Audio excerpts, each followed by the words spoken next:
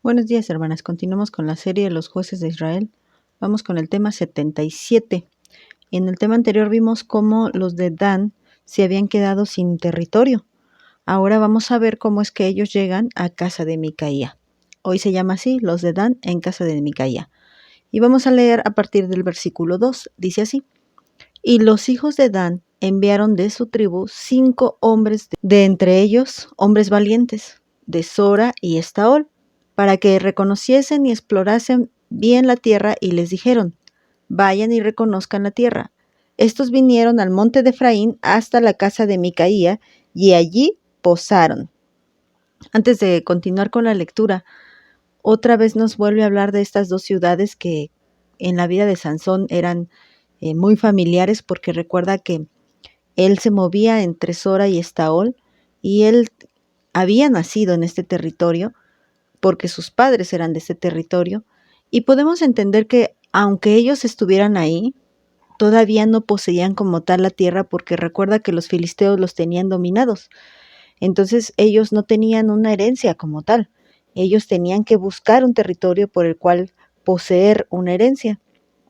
Algo importante que no he comentado es que dentro de la lista de los jueces, el último juez mencionado ya aquí en este libro es Sansón. Micaía no es considerado juez porque no hace absolutamente nada para liberar.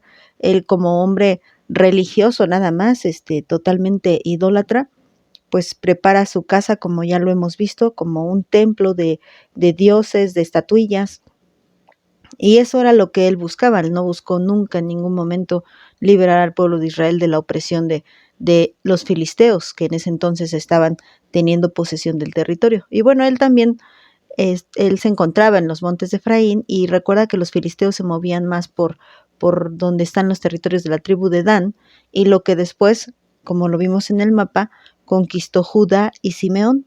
Entonces ellos, los de Dan, están ahí por el territorio que después se convierte en el territorio de Dan, entre Sora y Estaol, pero se dirigen hacia el territorio de arriba, hacia donde se encuentra Micaía, en los montes de Efraín, en la zona montañosa.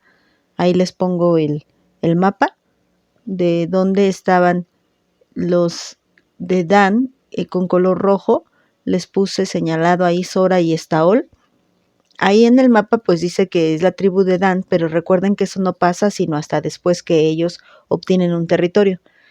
Y de color negro está la zona montañosa, que en alguna de esas ciudades es donde se encontraba el hombre llamado Micaía.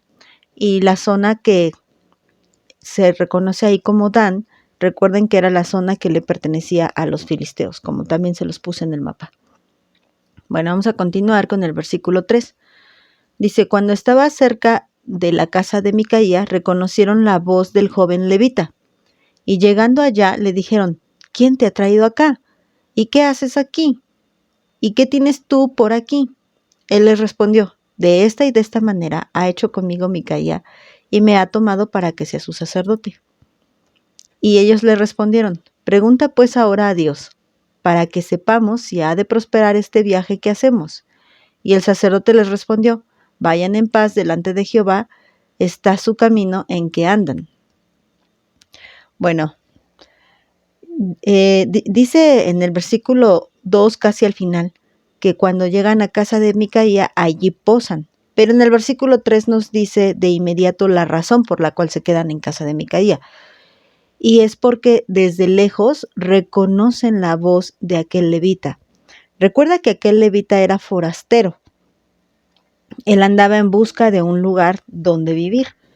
Muy probablemente haya pasado por las ciudades de Sora y Estaol, de donde eran ellos dos, para ver si podía quedarse ahí, pero no se queda ahí, sino hasta que llega a casa de Micaía. Entonces ellos se extrañan porque la casa de Micaía era una casa de ídolos paganos. Por eso le preguntan: bueno, ¿y tú qué haces aquí? ¿Por qué estás aquí si tú no perteneces aquí? Dice: ¿qué tienes tú por aquí? O sea, esta no es tu herencia, primero. Segundo, tú no tienes nada que hacer con los ídolos. Bueno, al menos esa parte les quedaba claro a los de Dan. El versículo 4 nos dice que el joven le da la explicación de por qué se queda con el hombre llamado Micaía y por qué se hace el sacerdote de él y cómo él pues le conviene. Él no se pone a pensar si eran ídolos paganos o no, él simplemente dice, pues me va a dar de comer y voy a tener donde vivir, voy a tener vestido y además un poco de salario al año, ¿no? Entonces, es suficiente para mí como para olvidarme de Jehová o como para sentir que sirvo a Jehová de la manera que estoy haciéndolo, ¿no? Aun cuando su conciencia le decía que no, pues él continuaba haciéndolo. Y aun cuando los de Dan llegan a decirle, bueno, pero tú no tienes nada que hacer aquí. ¿Por qué estás aquí? ¿Qué parte tienes tú aquí? Bueno, el joven trata de explicar lo que está pasando y bueno, cada quien habla de lo que le interesa. El sacerdote levita habla de su interés, que es tener vestido, comida y bueno, lo indispensable para vivir y un territorio para tener al menos una casa donde vivir y está bien, con eso se contenta. Pero la preocupación de los de Dan era saber si ellos iban a ser prosperados por Jehová. Ciertamente el trabajo de este levita, ciertamente aunque no nos dice si realmente este levita tenía el derecho de ser sacerdote, pues supongamos que sí.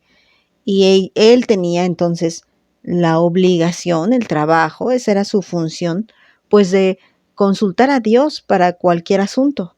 Y los de Dan tenían razón al decirle, tú no tienes nada que hacer aquí, tú consulta a Dios por nosotros. Pero aquí hay algo preocupante, porque aunque fuera el trabajo de ese levita, el levita no estaba en comunión con Dios y por lo tanto no tenía esa dirección, esa ayuda del Espíritu Santo para poder consultar a Dios.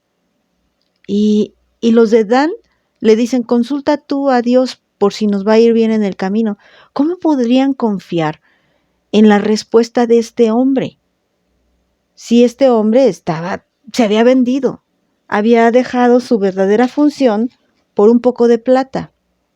¿Cómo es que ellos dicen, pregunta? Y bueno, vean la respuesta tan lógica del sacerdote, porque les dice, y el sacerdote les respondió, vayan en paz, delante de Jehová está su camino en que andan. No les dijo que les iba a ir bien, ¿eh? No les dijo que iban a ser prosperados, sino les dijo, delante de Jehová está su camino en que andan. Bueno, hermanas, delante de Jehová está el camino de todos. Dios conoce dónde andas. Dios conoce tus pasos, sean buenos o malos. Así que él no tenía por qué decir, vayan en paz. Él nunca les está diciendo aquí, Dios los va a prosperar, ya consulté. Bueno, en ningún momento vemos que él consulte, que le dice, ok, permítanme aquí, voy a consultar a Jehová. No, en ningún momento vemos eso. Él de inmediato contesta, hasta siento que hay soberbia al pensar que tú tienes la respuesta de Dios, y él de inmediato contesta y dice, pues delante de Jehová está el camino en el que andan. Y pues obvio, ¿saben qué estaba pensando en aquellos que supuestamente adivinan el futuro y que te dicen cosas lógicas, cosas que son evidentes incluso, o cosas que tú mismo les revelas? Son charlatanes, lo mismo que este sacerdote. Sí era un sacerdote levita, pero se convirtió en un charlatán porque él realmente servía a dioses paganos. Él no servía a Jehová. Y él nunca va a consultar a Jehová. Bueno, vamos a dejarlo aquí y después veremos cómo es que les va a los de la tribu de Dan. Que Dios les bendiga.